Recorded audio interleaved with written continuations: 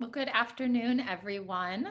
My name is Ann Kinsath. I am the Director of Education at the Meadows Museum. And I want to thank you for taking some time out of your day today to join us for Learning at Lunch. It is my absolute pleasure to introduce our speaker today. Dr. Wendy Sepponen is a specialist in early modern sculpture, and she served as the Meadows Museum Curatorial Fellow from 2018 to 2020. While here, she curated the Dallas installation of the Alonso Berruguete First Sculptor of Renaissance Spain exhibition. And today she'll be discussing the life and work of another Spanish sculptor in her talk titled Villabrille, Maker and Making. So please join me in welcoming Wendy. Hi, everyone, and thank you, Anne, for having me. I'm assuming many of you are in the DFW area. I am in California, so I'll say from a distance, I hope that you are all doing well and that everyone you know and love is safe and healthy and has minimal damage after what last week brought to your doorsteps and inside your homes potentially. So I've been thinking of the larger Meadows Museum community a lot the past week or so. With that, I'll start with basically with a quick overview of what I'm hoping to talk about today, maker and making. And I'm taking this talk really in two parts. The first section is going to be more historical. I'm going to consider Villabrille, his life, his art, his career, and his context.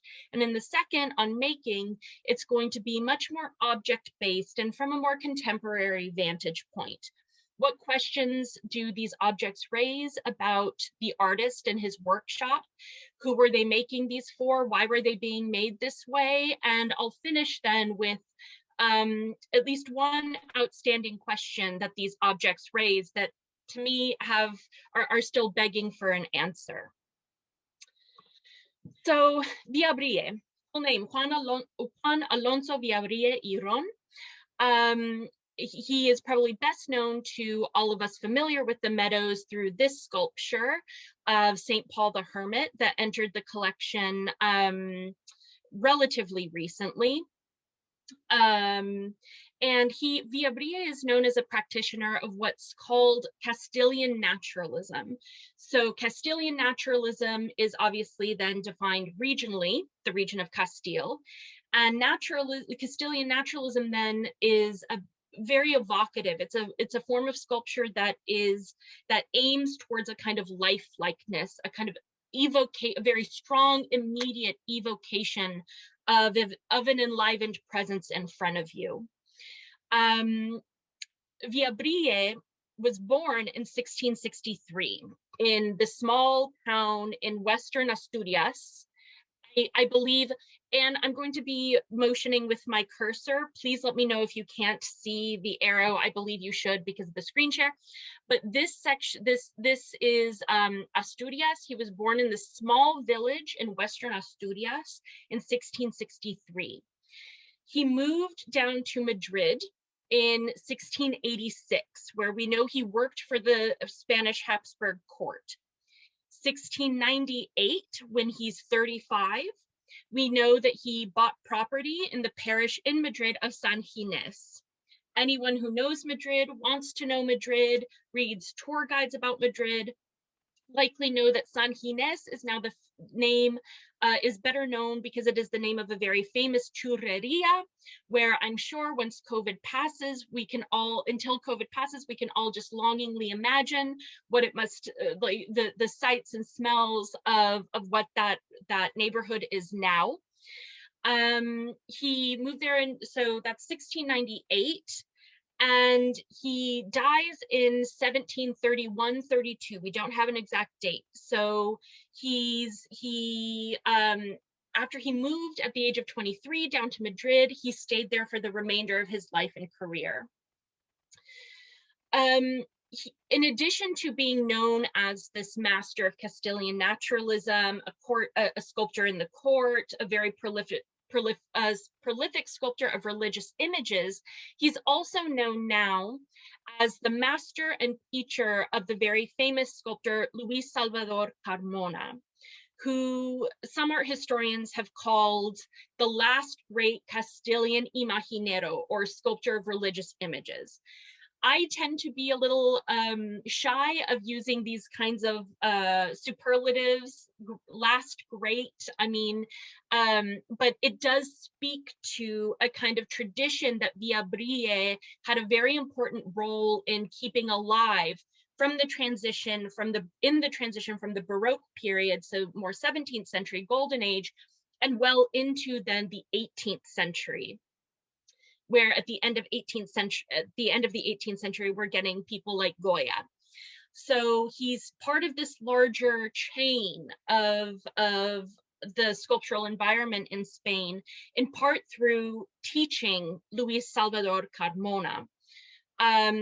Carmona was born in 1708, so firmly an 18th century artist, and he joined Villabrille's workshop when he was 23 years old.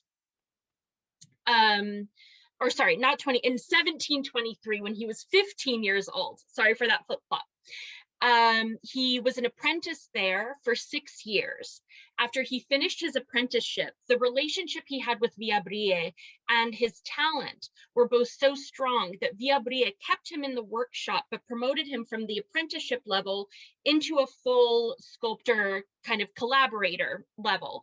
And in that last decade of Villabrille's life, from about 1723 to 1731-32, Carmona is documented in the archives as helping him with many of his major commissions.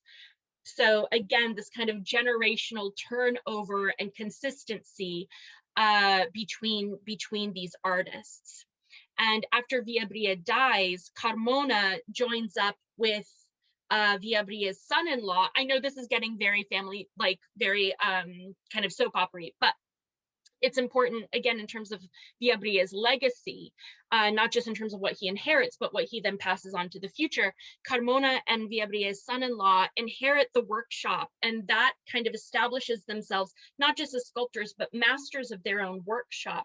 And that sets Carmona up for an enormously successful career where he's working for the court, he's working on these major religious sculptures, and he's probably one of the biggest sculptural names in the mid-18th century Spanish sculpture. So now a few words on context, both geographic, art historical, and political. That's not both, that's three things, but at those various levels now. I mentioned he's from this small village in Western Asturias. And it's very, there's still much we don't know. We have a kind of skeletal view of what his life was, what some of the major biographical information is about him, but we don't know who he trained with before he left Asturias in 1686. We know a little bit about the sculptural life in Asturias in the mid-16th, 17th century when he was born. And a lot of that activity was centered around the cities of Oviedo, Aviles, and Gijón, which are up in, I can't quite point with super accuracy, but right around here. And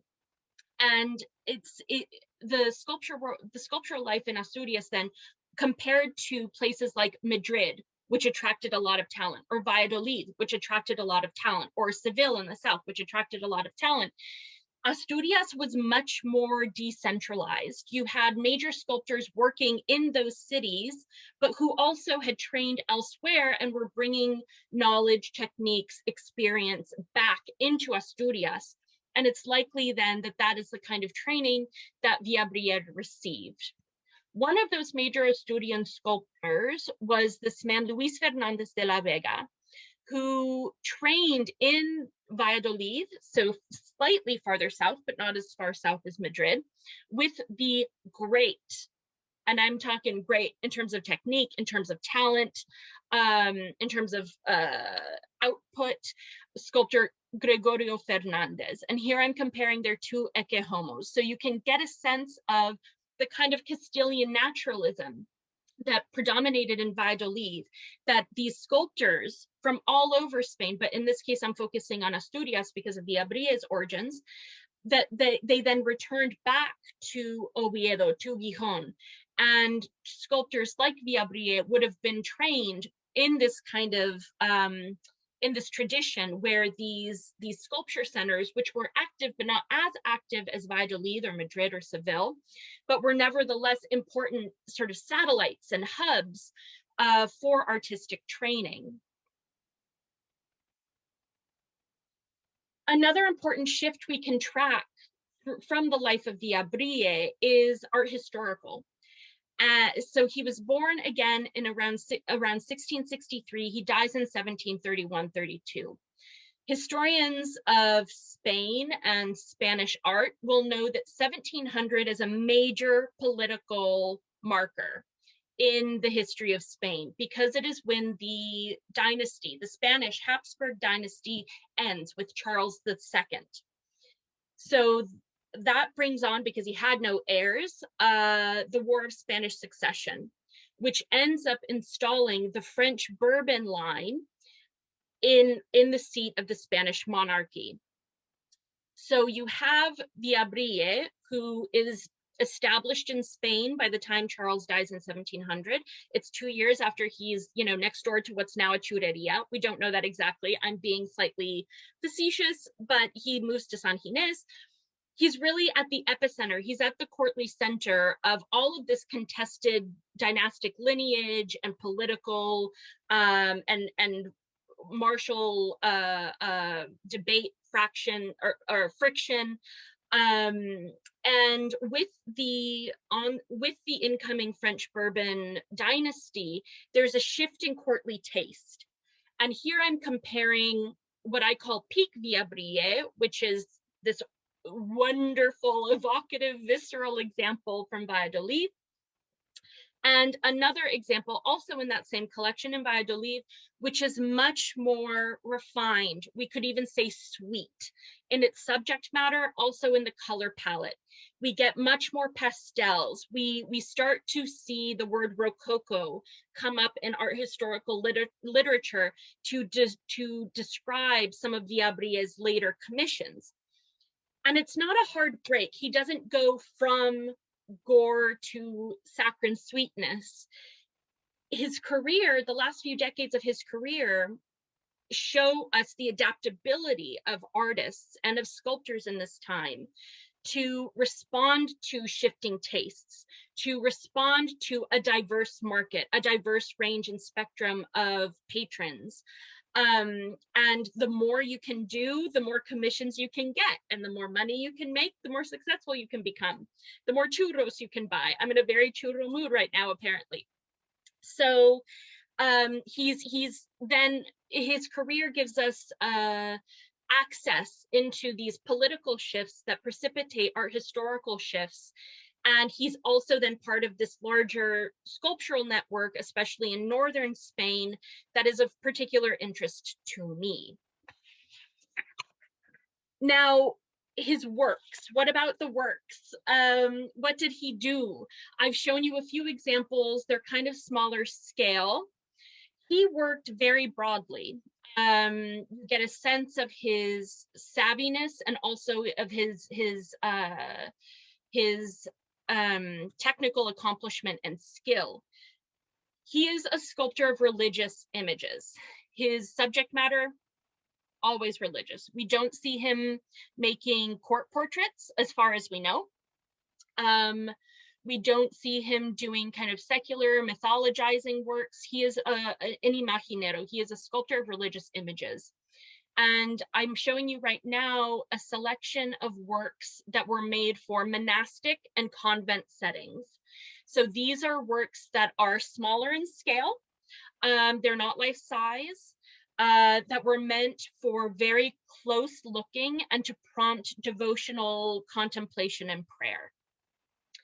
He also, like so many Renaissance and Baroque and early modern sculptors, made altarpieces.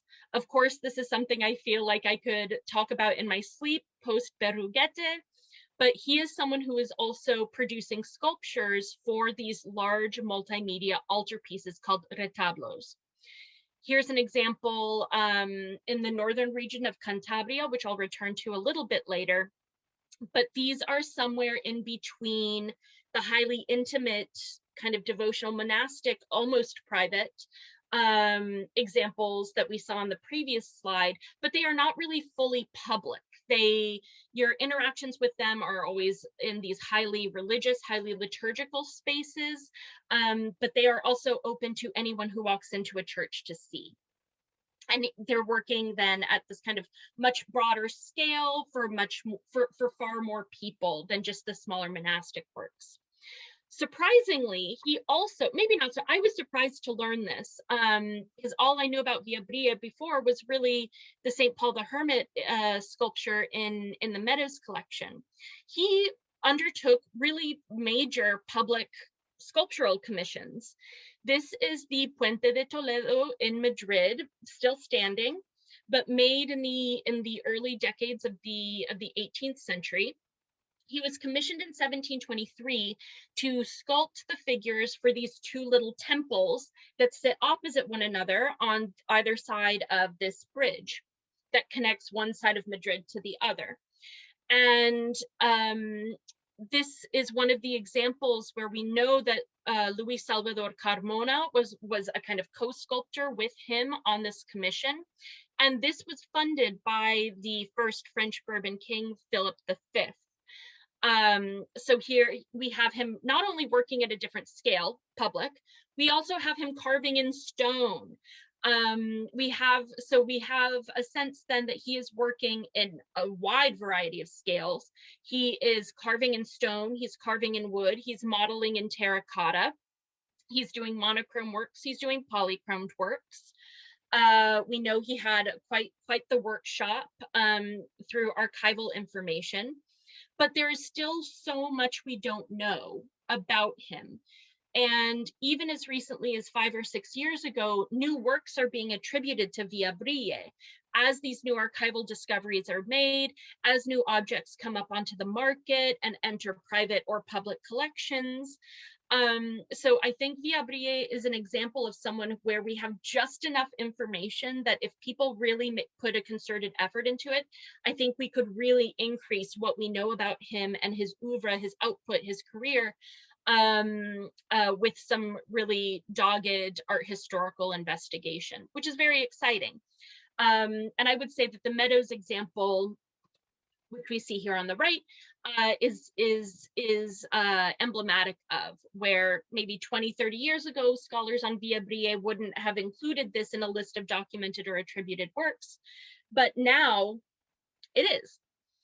So I'd like to segue then into the second portion of the talk today, which is really about then the making, the objects. And I'd like to focus then on these two objects in particular.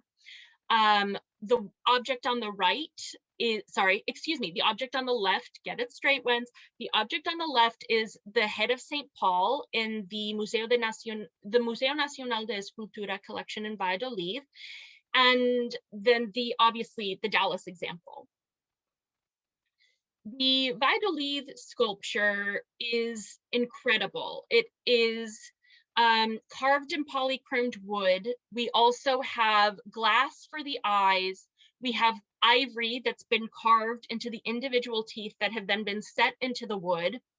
You have, if you can get, I mean, this is not for the faint of heart, so I apologize to anyone who is sensitive to this kind of bloody content, but if you are physically there, you can actually crouch down and look up and you can see the full spinal column and everything. It is gruesome.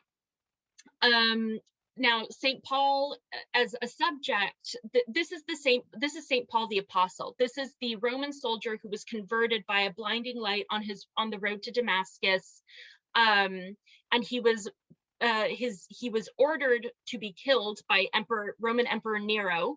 And I'll give you one guess how he was martyred. That's right, he was decapitated. And so we have this very visceral, very immediate, almost cringe-inducing object that was made for a monastic setting. We know this. And it's for a monastery dedicated to St. Paul that has since been destroyed. It was in Valladolid, now destroyed. Thankfully, this wonderful object still exists and is still part of our part of the kind of national patrimony there. It is tempting to call these works real or realistic. I mean, even Castilian naturalism is getting to this idea that these things are notable for how lifelike they are, which is true. I want to caution us from too quickly saying, oh, these looked real. These were meant to look real.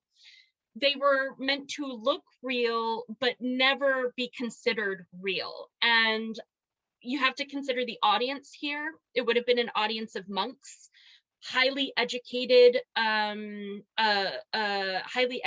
men in this case, because it was a monastery, who would have been trained to understand the usefulness, the utility, the efficacy of an object like this as a catalyst for devotional contemplation, as a catalyst for prayer, as a catalyst for empathy.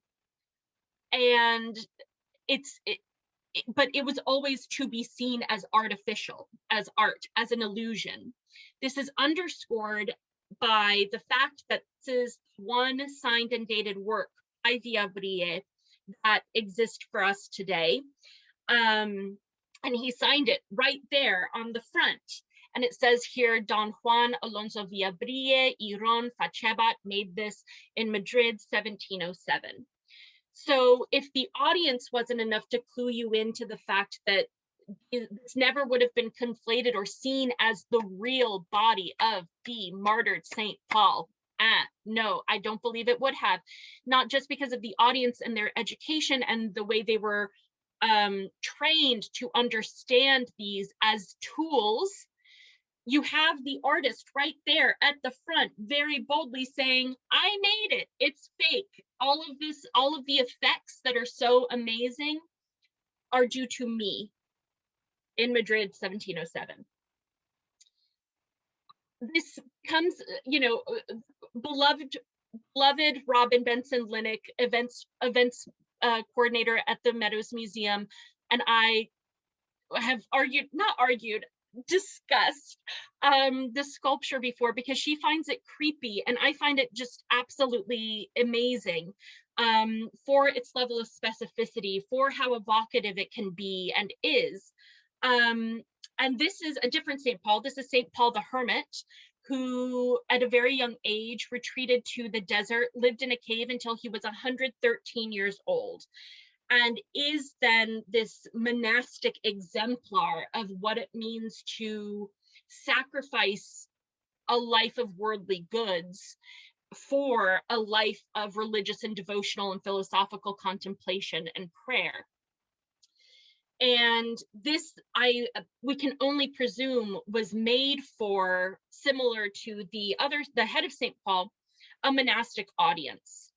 You have to think about monks and nuns in certain examples who would have had to look at these objects for decades of their life.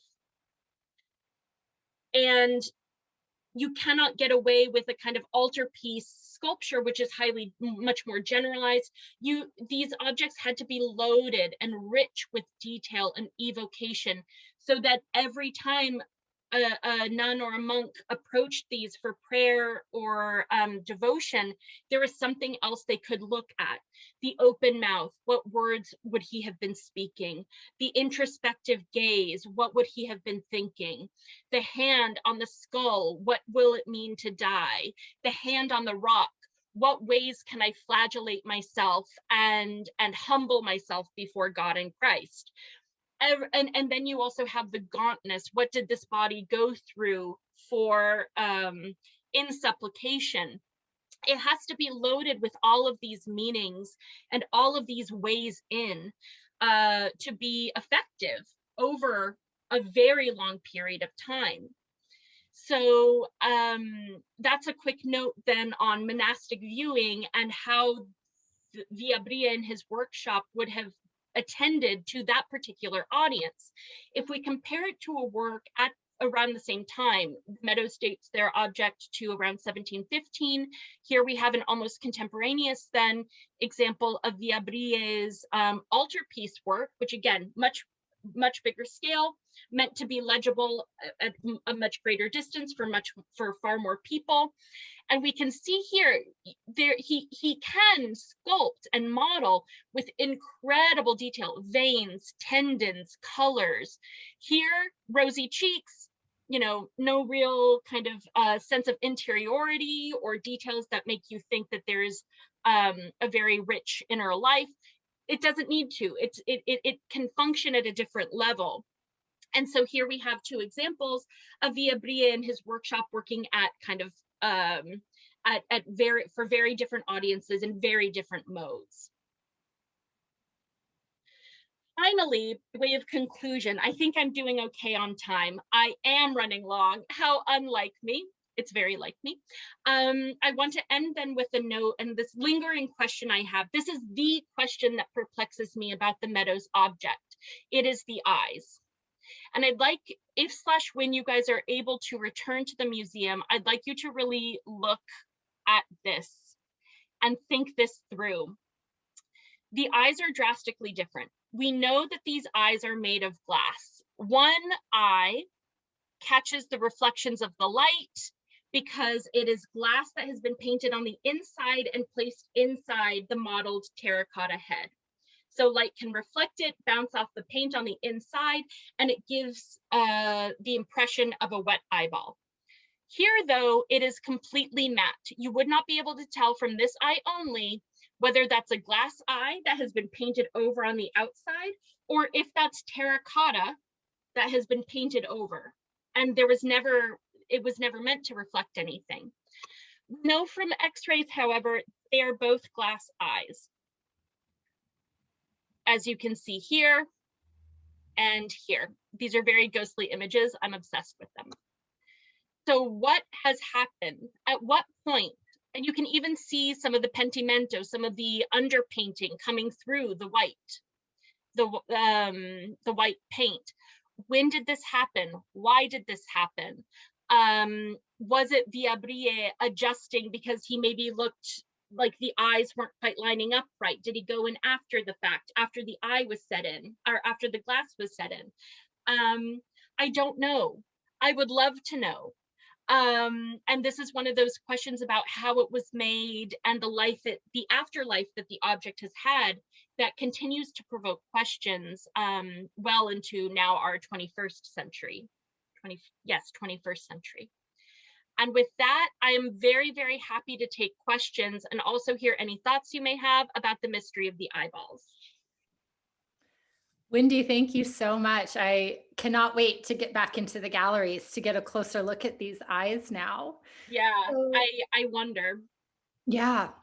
Well, as a reminder for everyone, you can either use the chat box to type out your questions, or if you would prefer, you can type in the chat box that you would like to unmute. I know sometimes it's easier to ask a question just using your voice, but we will wait for questions. And while we're waiting for questions, would you like me to stop sharing the screen or keep it up? I think it would be great if we could keep it up. Typically, questions refer to images, and it's nice to scroll back to them. No problem.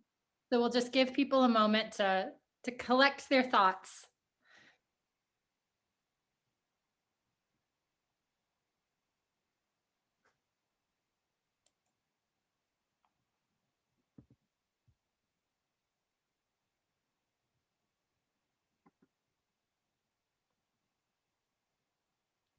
All right, we have one coming in, Wendy. Great, no problem.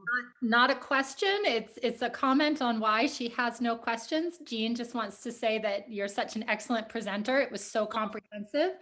She can't think of anything she's curious about now. Jean, you got to think of something.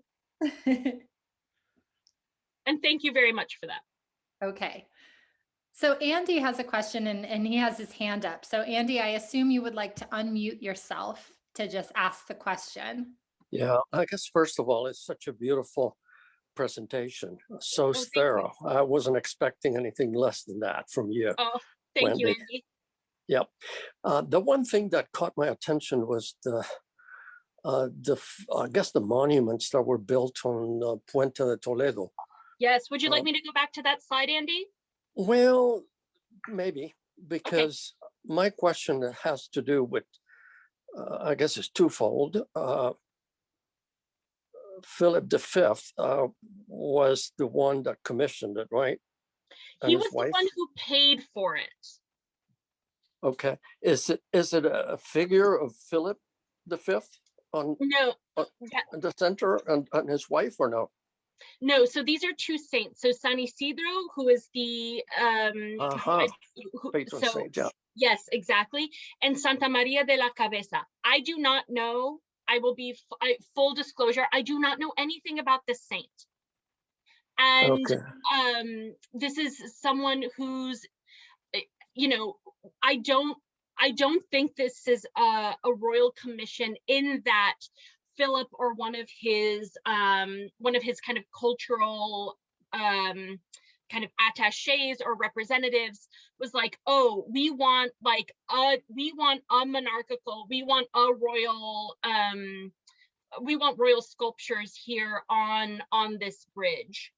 I don't think that. I think it was probably commissioned and then almost as a way of establishing and enriching the local life of Madrid, because they are foreign. He is a foreign family who is moving into the capital.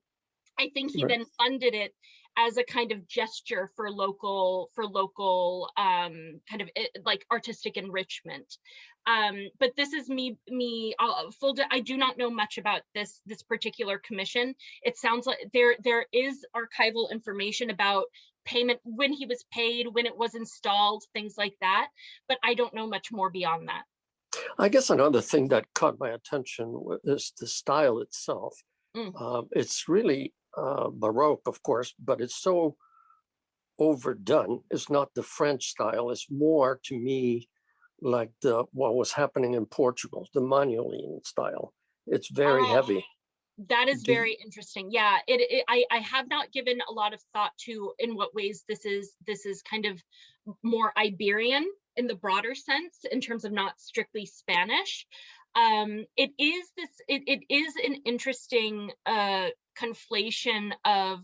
It is very heavy. It is very decorative, especially when it comes to the temples themselves, where it looks like it's trying to have these French Rococo embellishments, but it's still in this kind of heavy, almost impastoed kind of Spanish or Iberian style.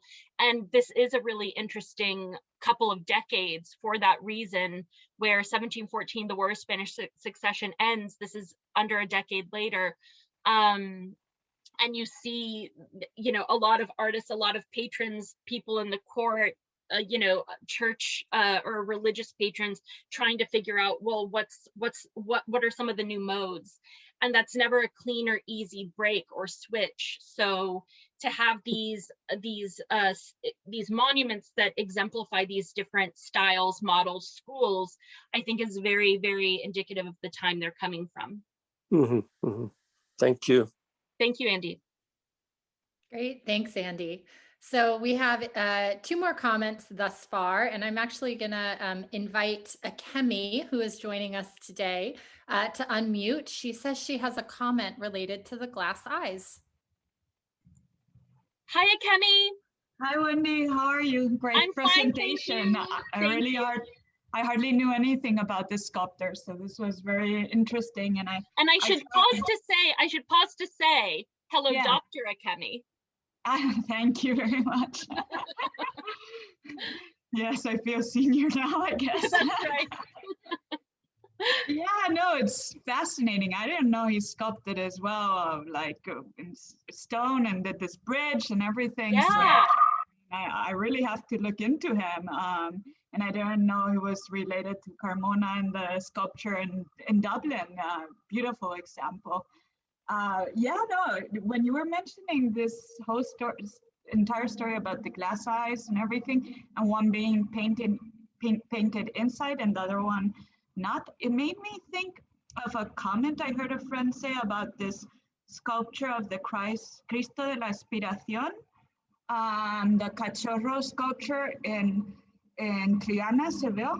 I think it was attributed to Gijon. I'm not sure now, but I was just reading up on it fast because I wasn't sure about it. And I saw one website where they said the glass eyes on the sculpture were added in the 19th century. I'm not sure where they got this from, but my friend told me, which was very interesting, is that one eye was kind of matte, as you said, with this sculpture, and the other one wasn't. So I don't know if this is true or because this is something we touched in the 19th century, but it's quite cool. Yeah, it is. I mean, I'm assuming if it's a Christ figure that it's probably carved wood, life size, which is slightly different than, I mean, the tricky thing with trying to think through, think through the Dallas example is, you know, I'll fast forward, excuse the very quick changeover in slides, with the x-rays, you can see the kind of dark splotch right in the middle of the head, and that's because the clay would have been emptied out, cleared out, because if you have that amount of thick, dense clay, it can burst in the kiln. You basically need to give it room for shrinkage as it cooks. So there's this question of, okay, when were the eyes actually put in? Likely after baking. Okay, if it's after baking, it means there has to be a cavity under which someone could reach in and set in the eyes. If that cavity exists and wasn't closed up at all, it stands to reason that if you could put them in that way, you could take them out that way. So there are questions then about, well, when was it adhered to the base it's in? And I wish I had other x-ray examples, because this thing has been like, there are nails coming up out of the base and not into the sculpture, but around the sculpture to kind of bracket it on the base it's on from moving. So there, you know, I kind of want to turn this thing over. I don't suggest it. I don't think we should. This question is not that important.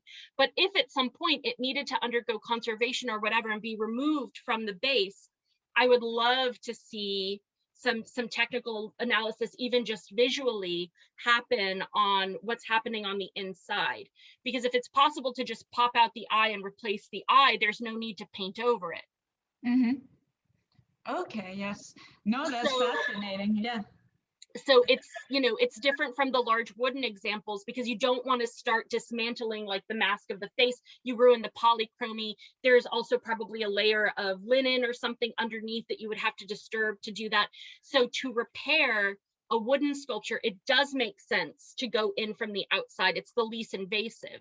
But for a smaller work like this that maybe is kind of hollowed out in many ways, why didn't they, or why couldn't they? Or when was this even?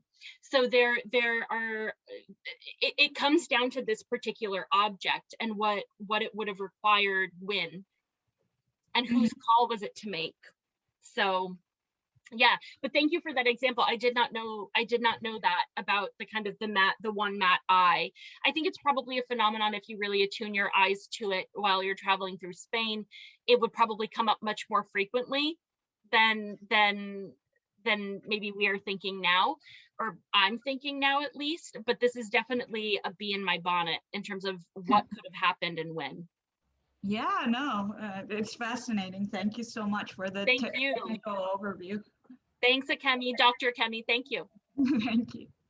Well, Wendy, I think you've gotten more people interested in the eyes. We have another question. Great. So the eyes themselves, would that be something that the artist would have made? Would they have been commissioned, part of a guild system?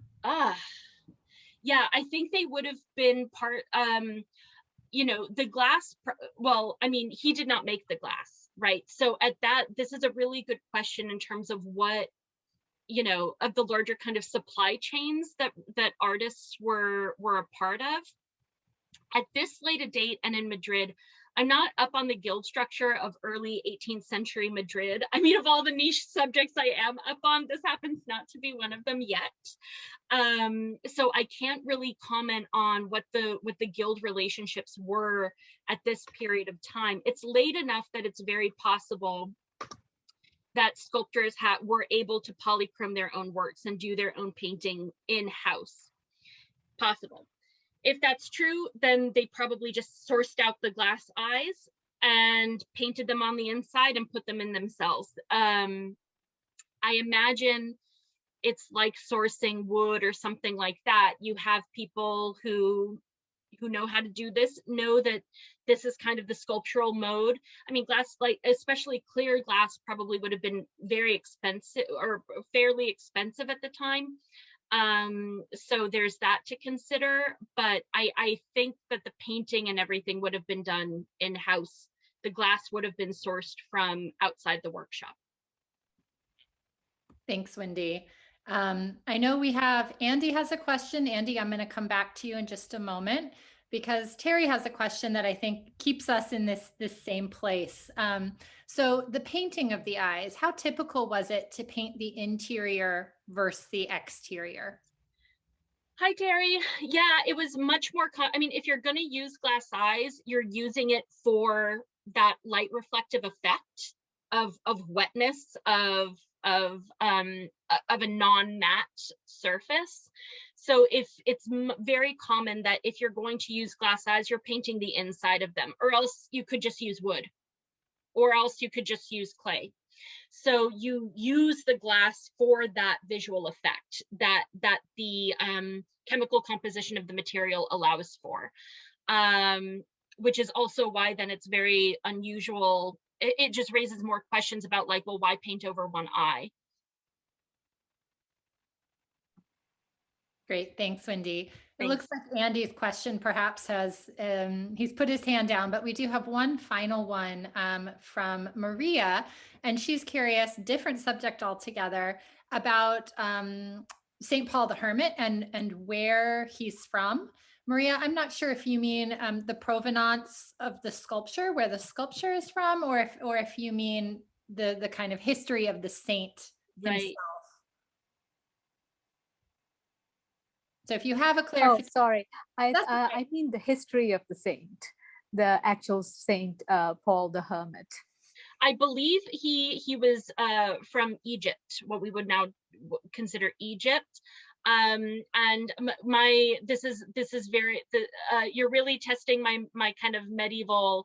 So I believe he lived in, it wasn't the 1st century because that was St. Paul, the other St. Paul, St. Paul the Apostle. I believe he was in the 2nd or 3rd centuries. And his parents died. His sister was already married. I think he was around 16 years old. And he basically went out into the desert in Egypt, found a cave and lived there.